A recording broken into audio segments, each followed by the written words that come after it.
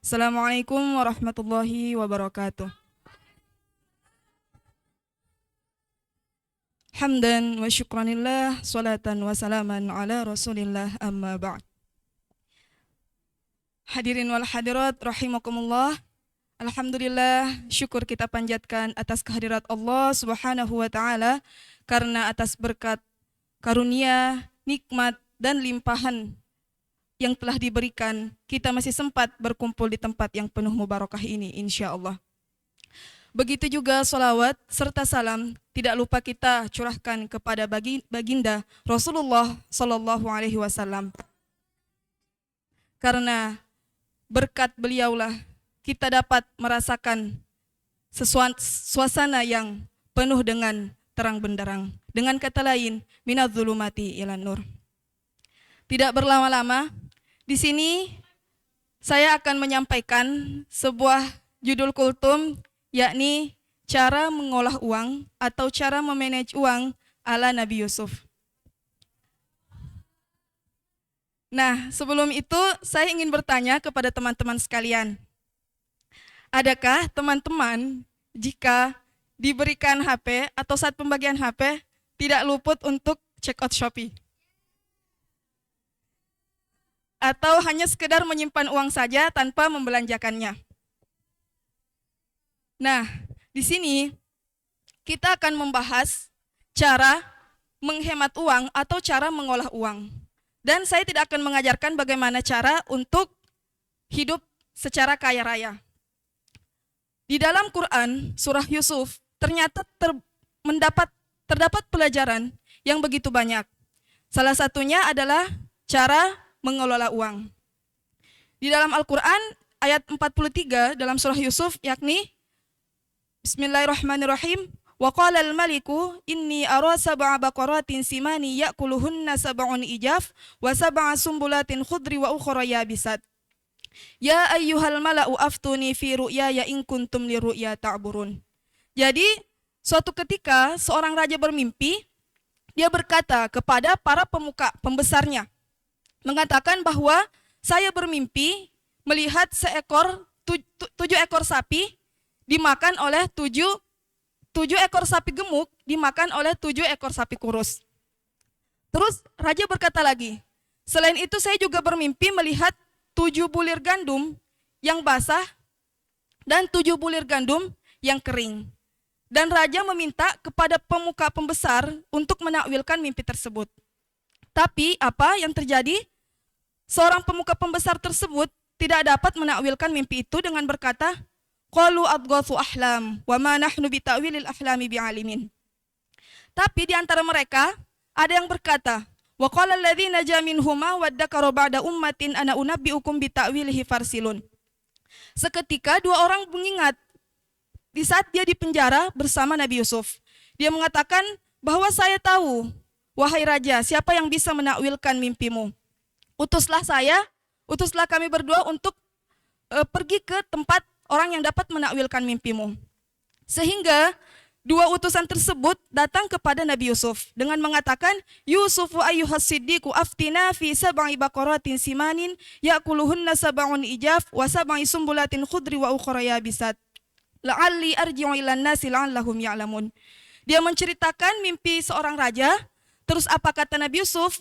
Qala tazra'una sab'a sinina da'aba fama hasadtum fadharuhu fi sumbulihi illa qalilan mimma ta'kulun. Nabi Yusuf mengatakan, mimpi seorang raja itu adalah bahwa suatu saat nanti kamu akan menanam selama 7 tahun. Dan 7 tahun lamanya itu kamu harus menanam apa yang kamu tanam. Dan janganlah kamu mengambil sedikit pun kecuali hanya untuk perbekalan makanan untuk kamu. Dan itu cukup hanya untuk kebutuhan kamu saja. Jangan mengambil begitu banyak. Kenapa? Karena akan ada musim paceklik, yaitu summa ya'ti min ba'di dzalika sab'un syidadun ya'kulna ma qaddamtum lahunna illa qalilan mimma tuhsinun. Karena setelah 7 tahun yang saat menanam itu akan ada musim paceklik yang akan memakan 7 tahun tersebut. Dan tidak ada yang mereka sisa kecuali hanya sedikit saja. Nah, dari ibarat sebuah mimpi itu, sapi gemuk adalah sebuah 7 tahun yang akan dipakai untuk menanam. Dan sapi yang kurus adalah, sapi kurus itulah yang memakan sapi gemuk, 7 sapi gemuk itu. Yaitu musim paceklik, musim kering yang tidak mempunyai tanaman, tidak mempunyai makanan, kecuali hanya sedikit yang mereka simpan. Nah, dari sini kita dapat mengambil pelajaran bahwa saya ingin bertanya kepada teman-teman, jika teman-teman dalam anggaplah uang bulanannya yang diberikan kepada orang tua itu 1 juta per bulan. Nah, 1 juta per bulan itu teman-teman simpan sekitar 200.000 untuk menabung dalam setiap bulannya. Nah, jika anggaplah 3 bulan kemudian teman-teman mempunyai pekerjaan dan teman-teman sudah mendapatkan 2 juta. Nah, dari 2 juta itu kira-kira teman-teman itu nabungnya berapa? Orang yang boros. Kira-kira kalau 1 juta kan nabungnya 200.000. Berarti kalau 2 juta mestinya nabungnya berapa? 400.000. Karena kenapa, Kang Fajri? Ya, mungkin kalau secara matematika ya. Jadi di saat kita dapat uang 1 juta, jadi kita nabungnya 200. Di saat kita dapat uang 2 juta, kita dapat nabungnya berapa? 400 ya. Berarti kalau 3 juta nabungnya berapa? 600. Nah, di sini kita bisa melihat cara hidup teman-teman, gaya hidup teman-teman. Di saat teman-teman dikasih uang 1 juta, teman-teman nabung 200. Dan teman-teman dapat 2 juta, teman-teman sisihkan 400. Dan memikirkan, oh iya, saya kan masih punya banyak uang nih, 2 juta, jadi gak apa-apa masih ada 1.600.000. Tapi sadar nggak teman-teman semua, dengan 800.000 per bulan, tadi teman-teman bisa hidup nggak? Bisa makan nggak? Masih bisa check out shopping nggak? Bisa. Nah, kalau sekiranya 800.000 per bulan bisa check out Shopee, bisa makan, bisa ke Solaria, bisa ngopi. Berarti kalau 2 juta, 800.000 bisa hidup, kira-kira yang ditabung berapa? 1.200.000. Mestinya kan? Logikanya 800.000 yang bisa kita pakai hidup. Kalau kita punya tabung uang 2 juta sebulan, otomatis yang dipakai adalah 800. Karena dengan 800 kita bisa hidup, kita bisa makan, dan masih bisa check out Shopee. Tapi pemikiran kita ya gitu, di saat kita punya uang, kita mau, anggaplah awalnya kita masih makannya di warteg, nambah uang dikit, ya udah coba-coba nasi padang 18.000 boleh, yang tadinya warteg 10.000, nanti dikirimin uang lagi, bolehlah ke Solaria, yang mahal dikit 50.000 gitu kan. Kalau kita dikasih gaji, anggaplah dapat bonus, awalnya HP Android, terus mau juga deh cobain HP iPhone. Setelah iPhone, mau deh tambah kameranya 1 lagi, gitu kan. Nah, itu pola hidup kita. Dan ternyata di dalam kehidupan keuangan ada piramida keuangan. Yang dimana yang paling bawah itu kehidupan sehari-hari, kayak kebutuhan makanan kita, kebutuhan pokok, itu kebutuhan primer. Yang kedua di atasnya lagi adalah saving atau tabungan. Nah, jadi dalam 1 juta itu kita nggak boleh memakai semuanya.